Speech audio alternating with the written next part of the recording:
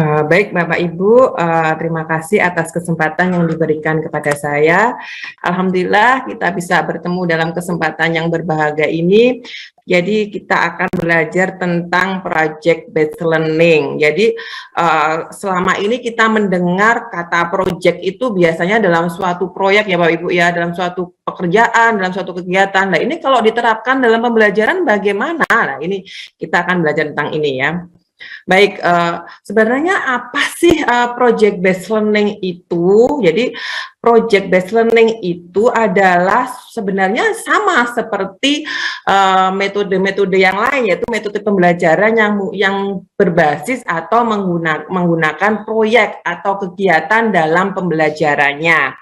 Jadi harapan di sini Bapak Ibu bisa menerapkan project based learning ini paling tidak atau minimal 1 kali dalam 1 semester ya. Ini minimal Bapak Ibu ya, minimal, karena kita ketahui dalam yang K13 kemarin kan ada discovery learning, ada problem based learning, ada inquiry lah. Yang terakhir ini project based learning, dan ini yang kayaknya jarang sekali kita lakukan ya Bapak Ibu ya dalam pembelajaran. Kita lebih sering berfokus kepada mungkin discovery learning atau problem based learning atau mungkin inquiry.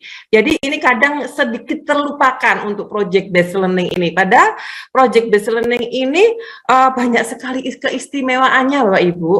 Lah salah satunya ini saya rangkum dalam bentuk lingkaran ini, mengapa kok project based learning ini sangat perlu atau saya katakan harus terapkan dalam pembelajaran kita paling nggak 1 kali dalam semester, karena PBL ini atau PJBL ya, ini adalah salah satu metode yang mendukung kemajuan di abad 21 ini. Kita ketahui ya Bapak Ibu ya, bahwa pada abad ini kita memasuki era revolusi 4.0, bahkan mendekati 5.0 ya Bapak Ibu, sudah digaungkan 5.0 atau mungkin sudah berjalan 5.0, di mana kita merasakan kan Bapak Ibu, segala sesuatu kita dimudahkan oleh teknologi. Ya kan, kita segala sesuatu Bapak Ibu mau pesen makanan bisa by internet, tinggal pencet, belanja tinggal pencet. Nah, kita terlena dengan keadaan seperti itu, tetapi bagi siswa itu adalah tantangan Bapak Ibu. Ya kan, tantangannya gimana? Karena dimudahkan teknologi, akhirnya siswa akan terlena, akhirnya bisa menyerap berbagai macam informasi yang mungkin kita tidak bisa menyaring. Nah, itulah kelemahannya. Lah, itu sebagai tantangan. Lah, bagaimana kita menyikapi tantangan tersebut? Makanya sebagai guru kita harus mengembangkan 4 kemampuan atau 4C yang kita bisa sebut 4C. Itu ada berpikir kritis atau creativity, terus critical thinking, communication, kemudian collaboration. Nah, ini semuanya ada di PBL, Bapak Ibu. Ya, karena di PBL ini ada istilahnya inquiry dan innovation ya. Inquiry di sini guru berperan aktif dalam membimbing siswa untuk melaksanakan proyeknya sehingga bisa menciptakan inovasi-inovasi yang terbaru. Nah, inilah di mana kreativitas siswa akan berkembang. Yang kedua adalah student voice and choice, yaitu di mana siswa bisa memilih dan bersuara tentang tugas proyeknya itu. Tentunya ini melatih siswa untuk berkomunikasi, ya, communication. Kemudian feedback dan revisi. Jadi dalam tugas proyek ini sama seperti Bapak Ibu ketika Bapak Ibu melakukan skripsi, bimbingan skripsi pada dosennya, Bapak Ibu menghadap dosennya, menyerahkan pekerjaannya, kemudian dosennya itu meneliti, mengkoreksi, kemudian dosennya memberikan revisi, kemudian hasil revisi itu dikerjakan kembali, diperbaiki. Lah itu sama di project based learning juga ada seperti itu. Nah, ini juga melatih apa? Melatih komunikasi. Bagaimana kita komunikasi, siswa berkomunikasi terhadap gurunya tentang hasil pekerjaannya. Kemudian siswa dituntut untuk need to know. Jadi untuk harus tahu, butuh untuk tahu. Nah, butuh untuk tahu ini, untuk menyelesaikan proyeknya ini tentunya melatih siswa untuk berpikir kritis. Seperti itu. Kemudian siswa dilatih untuk question ya, dihadapkan pada suatu pertanyaan di mana siswa itu harus menjawab pertanyaan itu melalui proyek sehingga siswa tertantang. Nah, tertantang ini akhirnya menyebabkan siswa mengembangkan berpikir kreatifnya, seperti itu. Dan produk dari PBL ini harus dipresentasikan. Jadi siswa harus mempresentasikan produk dari hasil proyeknya, itu menyebabkan siswa atau mengembangkan kemampuan siswa dalam bidang komunikasi. Jadi dari lingkaran ini kita tahu bahwa memang PBL ini sangat mendukung kemampuan siswa untuk 4C tadi, 4C tadi ya Bapak Ibu ya. Baik itu untuk critical thinking, berpikir kritis, kreativitas, komunikasi, dan kolaborasi. Bu, kolaborasinya di mana? Kolaborasi di sini adalah project based learning ini dikerjakan harus dalam bentuk kelompok, harus di sistem dalam bentuk kelompok. Tidak bisa berdiri sendiri atau siswa bekerja sendiri, tidak bisa ya. Jadi disitulah mereka bisa berkolaborasi dengan baik dengan temannya atau dengan tempat survei, karena di project based learning ini untuk mencari data siswa bisa melakukan observasi, bisa melakukan survei di lapangan di mana siswa bertanya pada petugas data atau bertanya untuk mencari data untuk menyelesaikan proyeknya, seperti itu. Makanya benar-benar bisa memupuk kemampuan 4C tadi, seperti itu. Nah, setiap model, setiap metode itu pasti mempunyai ciri khas atau karakteristik yang membedakan model yang satu dengan yang model yang lain, atau metode satu dengan metode yang lain. Sama, project based learning ini mempunyai karakteristik yang mungkin agak berbeda dengan model-model yang lain dari sisi pertanyaan. Jadi pertanyaan yang dikelontarkan dalam project based learning ini bersifat open ended. Jadi gini Bapak Ibu. Jadi project based learning ini gunanya untuk menjawab pertanyaan, satu pertanyaan yang mendasar, yang kemudian dari pertanyaan itu harus dijawab melalui tugas proyeknya. Nah, usahakan agar bisa mencapai kreativitas siswa yang tinggi, berarti pertanyaannya harus bersifat open-ended. Apa itu open-ended? Open-ended itu yaitu banyak jawaban juga banyak cara. Untuk mencapai jawaban itu, siswa bisa melakukan banyak cara. Seperti itu, ya Bapak Ibu ya. Yang kedua adalah membutuhkan tantangan. Jadi biar bagaimana itu dikerjakan siswa malah meningkatkan kreativitas, berarti pertanyaan yang dilontarkan Bapak Ibu guru itu harus bersifat menantang. Jangan yang istilahnya seperti ini. Kadang saya mau membuat tugas proyeknya apa Ibu? Membuat jaring-jaring tabung. Jadi kalau saya rasa melalui sintaknya project based learning, membuat jaring-jaring tabung itu bisa dikatakan tugas mingguan atau tugas yang bisa dikerjakan dalam 1 minggu. Padahal untuk project based learning ini tugasnya bisa dilaksanakan dalam 1 bulan. Minimal 2 minggu atau dalam 1 bulan. Makanya saya katakan di awal tadi bahwa project based learning ini bisa dilakukan minimal 1 kali dalam 1 semester. Bisa dilakukan di akhir semester. Dan yang menjadi keistimewaan lagi, project based learning ini bisa digabungkan Bapak Ibu. Misalkan berkolaborasi antara pelajaran matematika dengan IPS, pelajaran matematika dengan IPA. Misalkan nanti saya kasih contoh ya Bapak Ibu ya di belakang ya. Nah itu bisa dikolaborasi. Jadi makanya saya katakan tadi bahwa project based learning ini bisa dilakukan tugasnya itu 2 minggu sampai 4 minggu. Seperti itu Bapak Ibu. Karena di dalamnya tadi kan ada feedback tadi Bapak Ibu, ya kan? Ada proses pembimbingan dari gurunya. Bayangkan Bapak Ibu mengerjakan skripsi kan mungkin ada yang 3 bulan sampai 1 semester bahkan 1 tahun. Berarti kan di situ ada proses yang agak lama karena di situ ada menggali data, mencari data, observasi, pengamatan. Sama project based learning juga seperti itu ya. Nah, saya saat ini sudah menyinggung ya dalam proses pengerjaan project based learning ini ada proses investigasi. Jadi Bapak Ibu harus berpikir Kalau membuat jaring-jaring tabung kan tidak ada investigasinya, kecuali Bapak Ibu coba cari tabungnya dulu. Kemudian dari tabung itu berapakah jaring-jaring bisa didapat? Nah, mereka harus observasi, harus mencari-cari lah, itu mungkin bisa. Kalau hanya sekedar membuat jaring-jaring tabung kemudian dinilai, itu saya katakan tadi itu tugas mingguan Bapak Ibu ya. Jadi kita bisa merasakan mana yang bisa disebut tugas proyek, mana yang bisa disebut tugas biasa atau tugas mingguan, ada juga tugas PR seperti itu. Tadi saya sebutkan juga ada investigasi, ada proses inquiry. Inquiry adalah penemuan terbimbing, itu dibantu guru. Jadi guru tetap membimbing. Jangan istilahnya apa ya, bahasa Jawanya diculno. Apa ya diculno itu? Biarin siswa saya mengerjakan, sudah nanti dikumpulkan. Jangan seperti itu Bapak Ibu.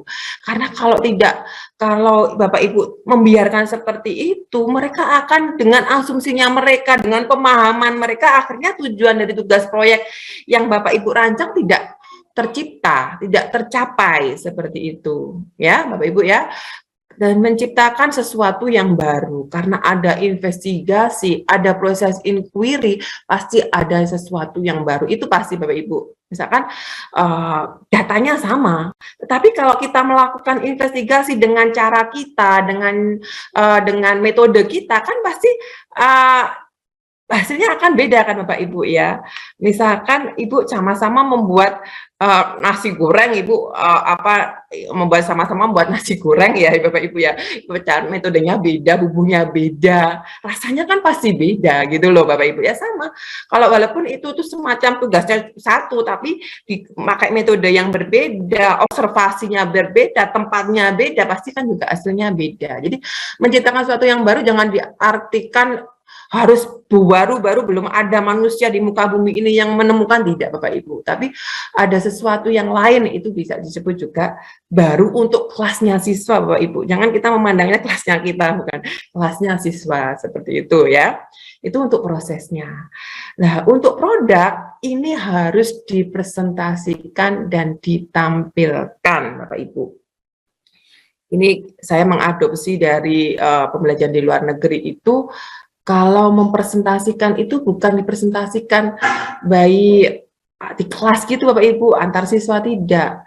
Ibu coba melatih siswa itu mempresentasikan ke orang tua pada waktu pengambilan rapot. Jadi mungkin ya Bapak Ibu ya, di kelompok A itu masuk kelas ruangan A, kelompok B ruangan B, kelompok C ruangan C. Jadi nanti ketika siswa mengambil rapot itu Bapak Ibu, kan saya katakan tadi bisa satu semester satu kali, bisa tugasnya di akhir semester begitu. Jadi nanti di produknya itu ditampilkan pada waktu mengambil rapot. Waktu mengambil rapot itu siswanya datang, wali muridnya datang ke kelompok A. Kelompok A mempresentasikan produknya seperti itu, produk dari hasil proyeknya itu. Pasti orang tuanya bangga. Nah, itu sebenarnya melatih komunikasi, melatih kolaborasi antar kelompok, melatih berpikir kritis juga, terus melatih kreativitas. Jadi 4C tadi terpenuhi semuanya Bapak Ibu. Nah, itu cuma mungkin ada pesimis ya dalam hati Bapak Ibu ya. Aduh, siswa saya apa bisa ya Bu? Ya, siswa saya tuh lo ngomong di depan kelas aja masih kayak gitu Ibu. Nah, itu perlu dilatih Bapak Ibu. Kita nggak langsung harus ya Bapak Ibu ya langsung bisa gitu, enggak. Jadi harus ada pembiasaan. Kita kadang terbiasa itu karena terpaksa Bapak Ibu ya kan. Pertama terpaksa, kemudian dipaksa. Kemudian kalau sudah kita memaksa diri kita, akhirnya akan terbiasa seperti itulah. Itu sebenarnya itulah yang bisa kita tanamkan ke siswa. Jadi latihlah siswa untuk berbicara di depan temannya dulu. Kalau sudah lancar, baru bisa bicara di khalayak ramai seperti itu. Nah, ini memang kemampuan-kemampuan yang harus kita kembangkan agar siswa kita tidak tertinggal di era yang seperti ini, seperti itu. Lanjut. Baik, jadi project based learning ini bisa mengembangkan idenya untuk membuat project itu bisa berasal dari permasalahan yang dihadapi dalam kehidupan sehari-hari. Jadi misalkan Bapak Ibu, ini yang lagi rame kan masalah Pertalite sama Pertamax itu ya Bapak Ibu, itu mungkin coba bisa di apa namanya, dibuat suatu tugas proyek, bisa itu bisa dibuat pada materi statistik Bapak Ibu. Misalkan gini Bapak Ibu, ketika saya bertanya jenis premium apa yang paling disukai oleh masyarakat, Bapak Ibu menjawabnya gimana? Berdasarkan apa? Untuk menjawab itu kan secara ilmiah Ibu harus melakukan observasi dulu. Observasinya kemana Bapak Ibu? Ke pom bensin kan? Menjawabnya begini, berarti kalau saya mau menjawab Pertalite misalkan, apa benar sih Pertalite menjadi salah satu istilahnya BBM yang paling disukai masyarakat? Nah, coba saya observasi dulu ke pom bensin A misalkan. Saya amati dari pukul 3 sampai pukul 5 misalkan. Setiap hari selama seminggu.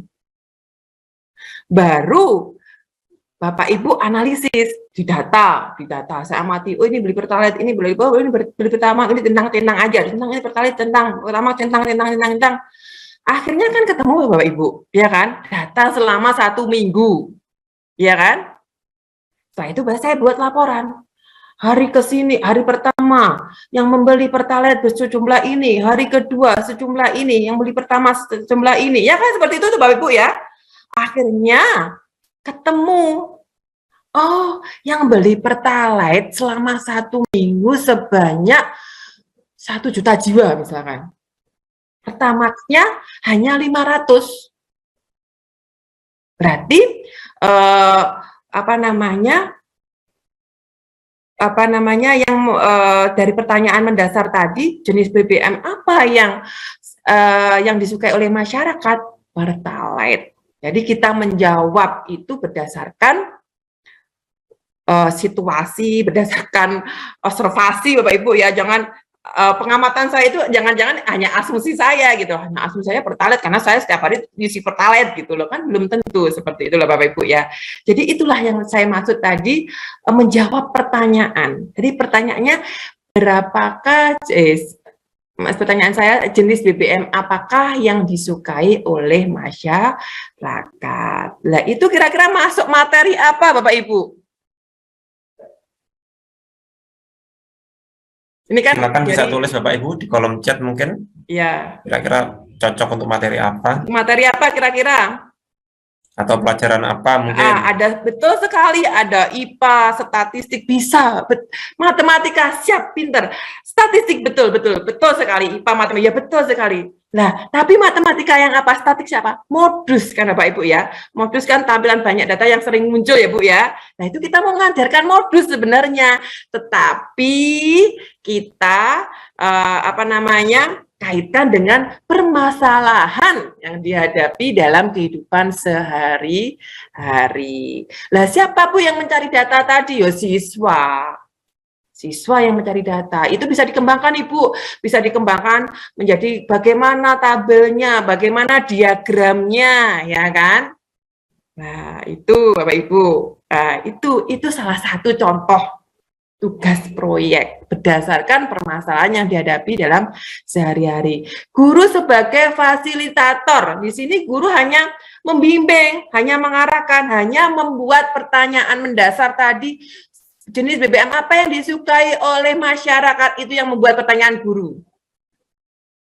Nanti guru membagi kelompok A ke pom bensin A, kelompok B ke pom bensin C, kelompok D ke pom bensin E misalkan itu Bapak. Karena biasanya kan dalam satu kota ada banyak pom bensin Bapak Ibu, ada di jalan A, B, C itu. Nah, itu usahakan Bapak Ibu untuk membuat kelompoknya beda-beda, tempat observasinya itu beda-beda. Nah, seperti itu. Biar mengapa? Biar kita hasilnya dapat satu hasil global. Misalkan tadi pom bensin A Pertalite, pom bensin B kok Pertamax. pom bensin C pertalite lagi, pom bensin D pertamax lagi. Lah akhirnya kan kita ketemu toh, oh mana ya yang paling disukai? Ya itu loh Bapak Ibu. Itu akhirnya kan kelompok populasi masyarakat di situ kan terwakili seperti itu ya. Nah itu terus guru juga membimbing, guru juga membuat lembar bimbingan seperti itu. Menyelesaikan masalah akhirnya kita dari itu bisa terselesaikan masalahnya. Kalau tadi masalah modus ya berarti berarti mau menerangkan modus, berarti ini yang sering tampil itu berarti materi statistika modus seperti itu ya. Pertanyaannya bisa dikembangkan lagi lah. Ternyata pertalite itu paling banyak disukai, makanya ini termasuk bahan BBM yang tersubsidi nih. Tetapi bagaimana kalau brand disukai lama-lama habis gitu ya? Nah itu bisa dikembangkan lagi Bapak Ibu. Masuk IPA energi terbarukan lah seperti itu Bapak Ibu. Itu harapannya tugas proyek itu seperti itu, jadi bisa berjenjang terus seperti itu. Peran siswa di sini sebagai apa Ibu Bapak? Ya, peran siswa di sini adalah melakukan riset sederhana. Ketika saya sampaikan tadi, ibaratnya Bapak Ibu menyuruh siswa ke pom bensin mengobservasi tadi mencentang tadi termasuk riset sederhana lah Bapak Ibu. Ya apa tidak? Terus mempelajari ide atau konsep baru. Jadi di situ mereka karena terjun di lapangan, pastinya dia ada ide-ide baru. Misalkan juga tadi Ibu bisa kembangkan pertanyaan jadi energi terbarukan. Misalkan mengembangkan pertanyaan menjadi diagram-diagram. Itu juga atau membuat tabel itu juga akhirnya dia belajar tentang konsep baru atau ide baru. Melakukan kegiatan belajar sendiri. Belajar sendiri maksudnya gini loh Bapak, bukan beliau belajar sendiri tanpa kelompok, bukan. Dia kok pom bensin mengobservasi data itu termasuk dia belajar sendiri. Karena Bapak Ibu tentunya tidak mendampingi kan kalau mereka observasi di pom bensin. Nah, seperti itu. Nah, itu termasuk belajar sendiri. Melakukan interaksi sosial, misalkan dia bisa wawancara kepada misalkan kalau di pom bensin tadi kepada petugas SPBU, melakukan survei, misalkan dia survei kecil-kecilan misalkan Bapak Ibu kepada pelanggan pom bensin itu juga bisa melakukan observasi. Nah, di situ Bapak Ibu, itulah bedanya antara project based learning dengan metode-metode yang lain. Jadi makanya saya katakan tadi bisa dilakukan dalam 1 bulan. Karena di situ ada survei, ada observasi, ada wawancara. Nah, aturannya di sini juga kita biar tujuan dari project based learning itu bisa tercapai, jadi kita harus menerapkan aturan-aturan Bapak Ibu ya. Siswa harus bertanggung jawab terhadap proyeknya. Jadi kita harus selalu menekankan pada siswa untuk bertanggung jawab. Jadi kalau 1 bulan itu Bapak Ibu dalam 1 minggu harus istilahnya menanyakan progres kegiatannya. Progresnya sampai mana? Kemarin sudah observasi misalkan tadi pom bensin ya, sudah pom bensin itu gimana hasilnya? Nah, itu tolong serahkan ke saya. Jadi Bapak Ibu memeriksa. Tadi yang saya katakan seperti skripsi kan mengkoreksi gitu. Kalau ada data yang kosong, ada 1 hari mereka tidak observasi, masih ada minggu berikutnya dia harus observasi untuk melengkapi data yang kosong tadi seperti itu. Jadi harus ada namanya feedback dari guru dan revisi biar siswa bisa bertanggung jawab. Yang kedua adalah mengerjakan dalam kelompok. Itu pasti harus ditekankan pada siswa harus bekerja kelompok. Biasanya siswa itu kalau belajar di luar kelas mereka biasanya senang sekali ya kan. Nah, itu bisa memupuk rasa kolaborasi dan komunikasi antar kelompok seperti itu. Nah, yang ketiga adalah membuat pilihan, tadi yang saya katakan ya, membuat pilihan, mencari data, mengolah data, dan menampilkan data. Mengolah data seperti apa? Dia bisa dari istilahnya tadi membuat tabel dicentang-centang, kemudian diilustrasikan dalam bentuk tabel dan diagram, itu termasuk mengolah data Bapak Ibu. Ya, mungkin kita bahasanya apa sih mengolah data kok bahasanya kok saya sulit dimengerti. Itu sebenarnya yaitu mengolah data itu memindahkan dari tabel yang apa namanya tadi ya, kemudian di dalam bentuk diagram, kemudian dianalisis, oh ternyata yang paling banyak peminatnya itu sudah termasuk sudah mengolah data ya. Menampilkan data yang saya sampaikan tadi bahwa itu harus dipresentasikan. ya.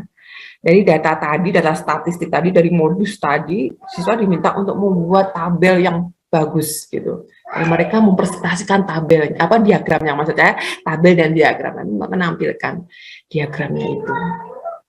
Nah, itu ya.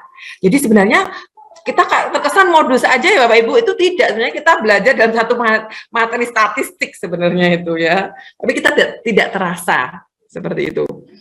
Dan yang kemudian yang terakhir mengkomunikasikan hasil proyeknya tadi ya dengan memanfaatkan teknologi. Jadi saya rasa Bapak Ibu untuk menghadapi tantangan di 4.0 tadi kan Internet of Things ya Bapak Ibu, semuanya pakai internet. Jadi kita harus membiasakan siswa untuk belajar PPT, belajar menggunakan laptop, komputer. Bu, kalau saya di daerah pedesaan gimana Bu? Siswa nggak bisa laptopan, nggak bisa ya paling tidak mereka menampilkan dalam bentuk kertas manila itu Bapak Ibu, digambar, itu kan juga melatih motorik kasarnya, seperti itu ya.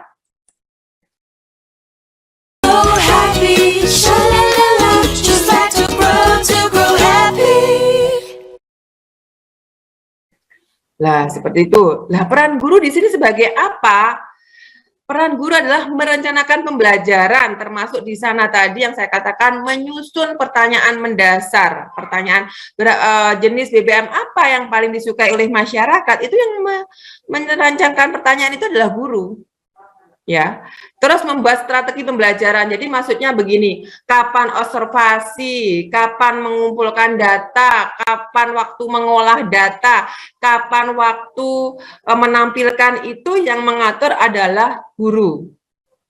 Nah, mencari keunikan siswa. Kadang kita gini Bapak Ibu ya, kita menerapkan model itu kan kadang kita dilihat karakteristik siswa. Ini juga harus kita tetap kita pelajari itu Bapak Ibu. Lah, dari situ kita kan bisa mengetahui, oh karakteristik siswa si A seperti ini ternyata ya, si B seperti ini. Nah, itu bisa melalui tugas proyek ini atau project based learning ini. Dan membuat rancangan portofolio. Jadi membuat kumpulan tugas-tugas tadi Bapak Ibu, kan tadi sebenarnya tugasnya banyak ya Bapak Ibu ya. Observasi, terus membuat diagram, buat tabel, itu disebut sebagai rancangan portofolio, seperti itu. Lah, guru pun juga punya aturan. Guru pun juga jangan, tadi yang saya katakan, jangan langsung siswanya dilepas begitu aja Bapak Ibu. Nanti tujuan proyeknya Ibu, tujuan untuk menjawab pertanyaan tadi tidak terlaksana, tidak tercapai. Jadi gitu ya Bapak Ibu ya. Jadi guru di sini sebagai fasilitator ya, tetap ya, bagaimanapun guru sebagai fasilitator. Jadi jangan kita istilahnya, Bu, aduh saya nggak tega sama siswa saya gini-gini. Kalau siswanya tidak tega terus, nanti kemampuan kita itu tidak tercapai Bapak Ibu. Ya, seperti itu. Guru mengajarkan konsep yang akan digunakan untuk menyelesaikan tugas proyek siswa. Jadi yang saya katakan tadi bahwa bisa dilakukan di akhir semester.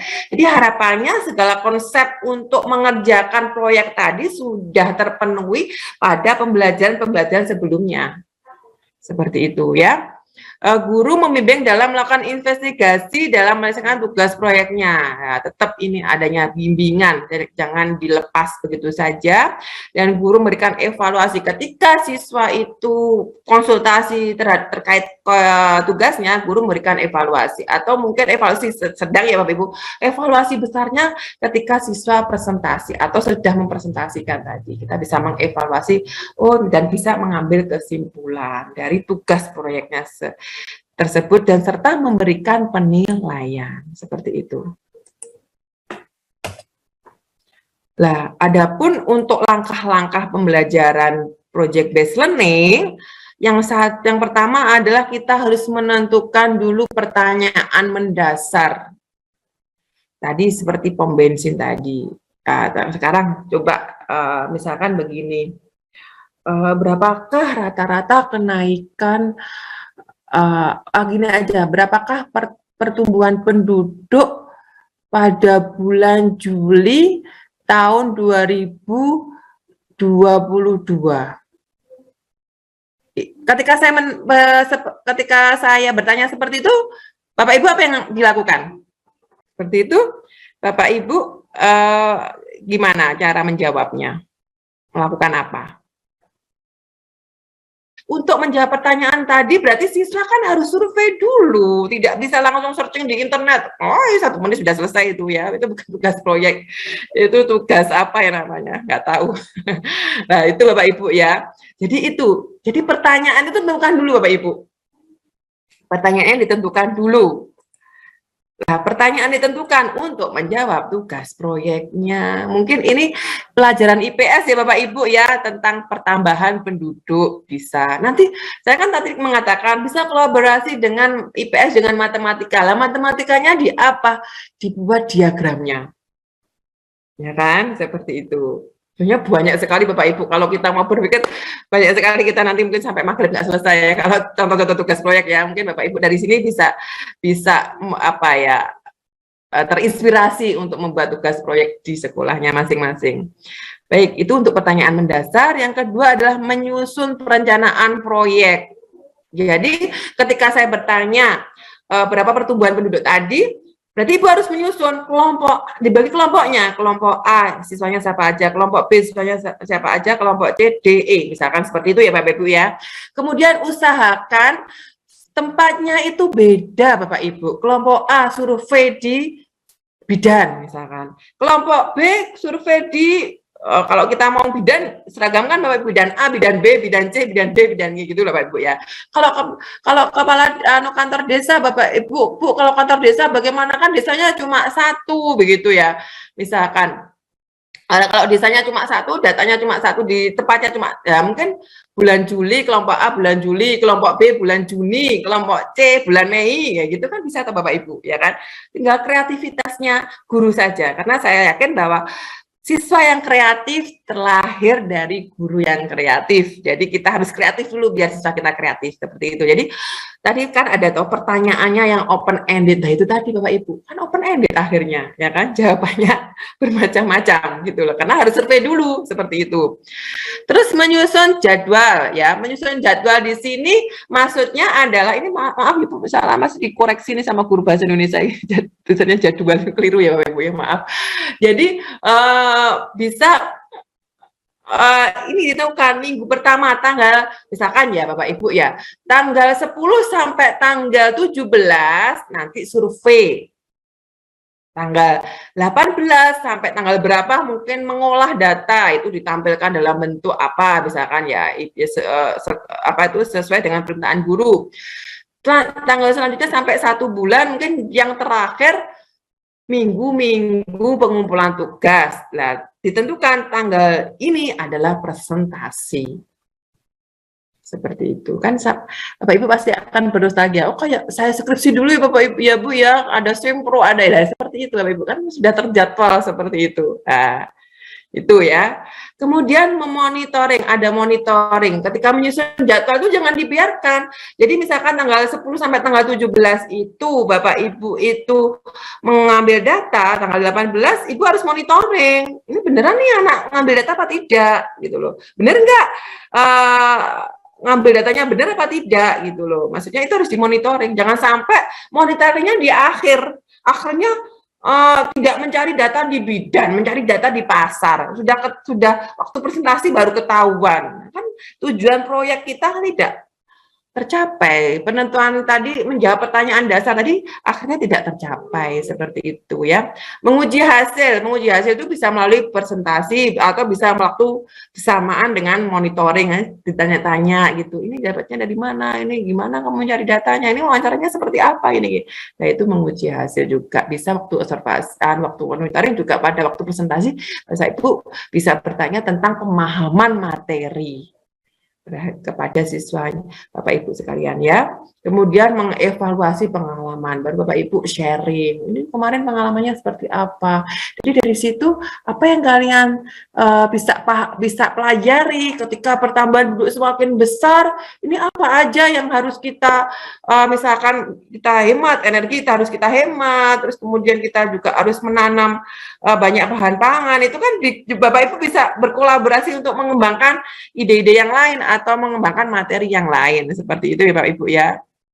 Itu saya yakin Bapak Ibu bisa, karena saya yakin Bapak Ibu sudah pengalaman mengajar lama, pasti bisa mencari sela. Ini bisa buat tugas proyek, ini bisa dikembangkan, itu pasti saya yakin Bapak Ibu semuanya bisa. Tinggal niatnya saja Bapak Ibu ya, seperti itu.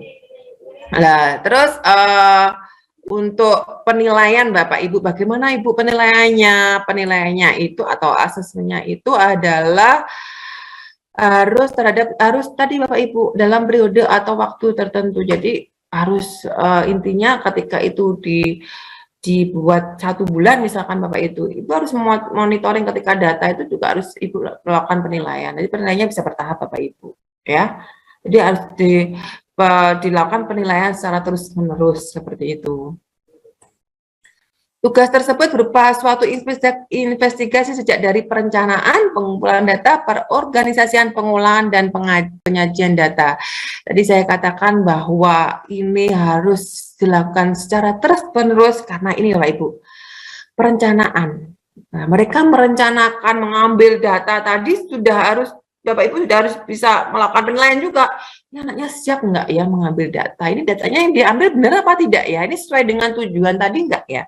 Itu sudah harus dilakukan penilaian juga. Pengumpulan data ya, waktu pengumpulan data membuat mengisi datanya itu benar apa tidak sesuai dengan real kenyataan. Walaupun Bapak Ibu walaupun tidak survei langsung di lapangan, Bapak Ibu kan paling nggak bisa menawar lah, melogika. Ini kok datanya kayak gini ya? Kayaknya anak ini tidak benar ya Nah, itu mungkin bisa dikonfirmasi seperti itu.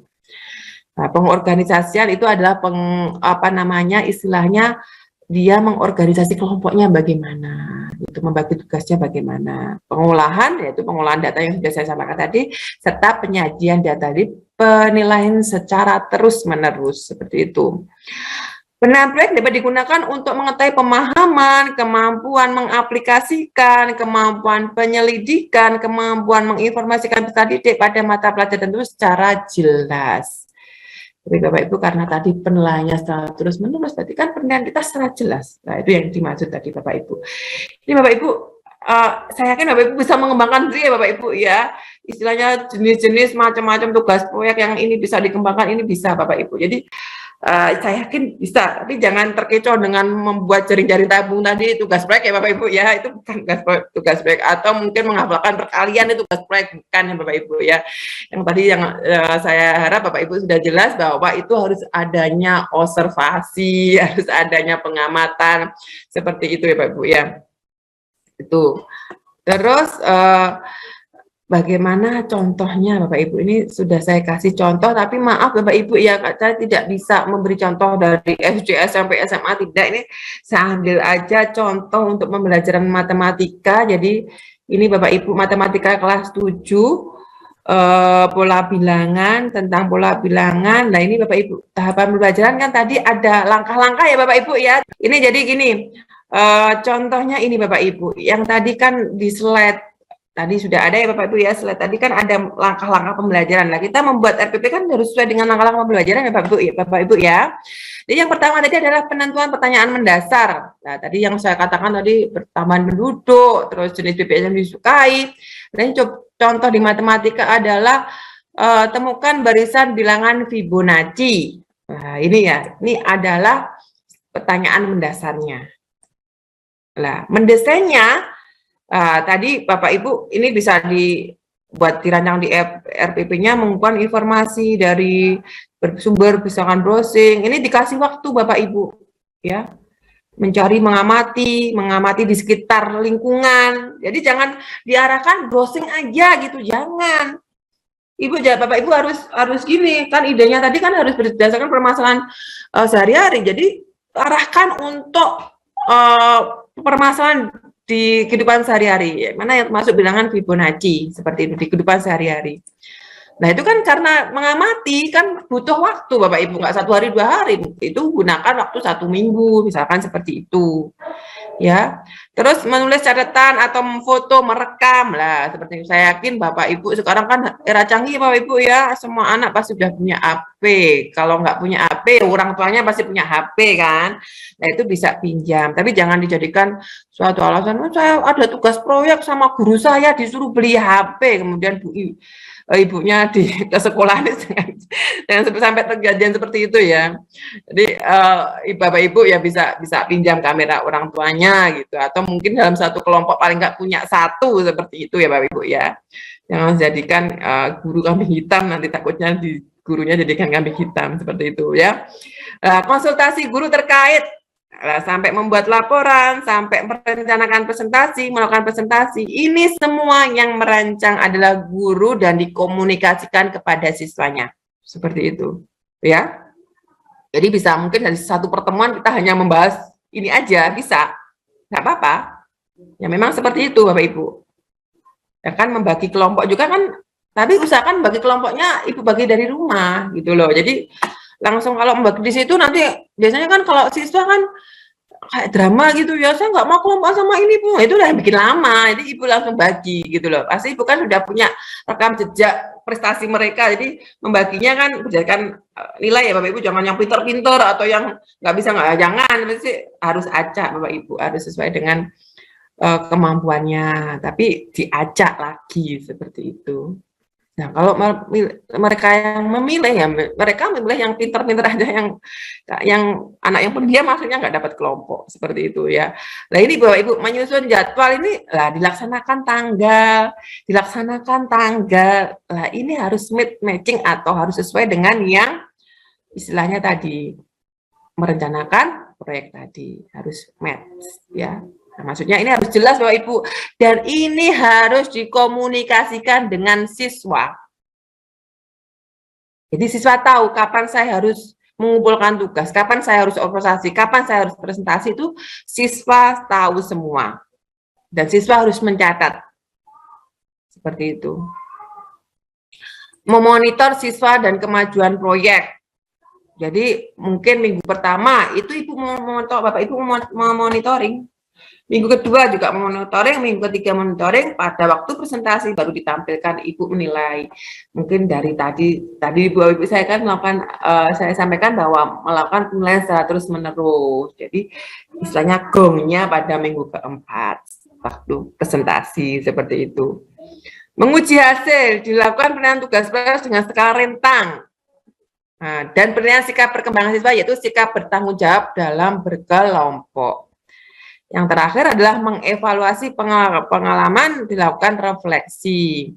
Nah ini Bapak Ibu contoh instrumennya, tahap persiapan nilainya misalkan maksimal 4. Nah ini skor yang dicapai berapa, berarti nilainya 91,6 seperti itu Bapak Ibu ya. Jadi ada tahap persiapan, pelaksanaan, pelaporan. Ini ada 3 tahap ini yang Ibu nilai seperti itu Bapak Ibu nilai. Nah, ini rubriknya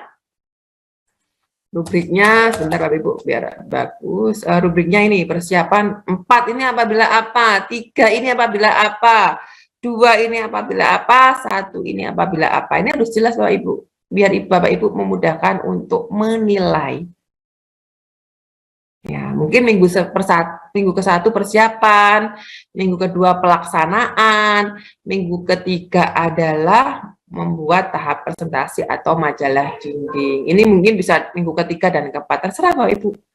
Ya, ini Bapak Ibu bisa istilahnya berhak penuh untuk menyusun pembelajarannya seperti itu. Ya, nah ini Bapak Ibu. Nah, kriterianya sangat baik jika apa, baik, cukup, kurang. Ini Pak, saya yakin Bapak Ibu sudah pinter-pinter membuat kayak gini ya Bapak Ibu ya. Nah itu bisa dikembangkan sendiri. Ini hanya contoh Bapak Ibu seperti itu. Baik, mungkin itu mungkin sekelumit dari saya Bapak Ibu, semoga bermanfaat. Saya akhiri dari saya. Assalamualaikum warahmatullahi wabarakatuh.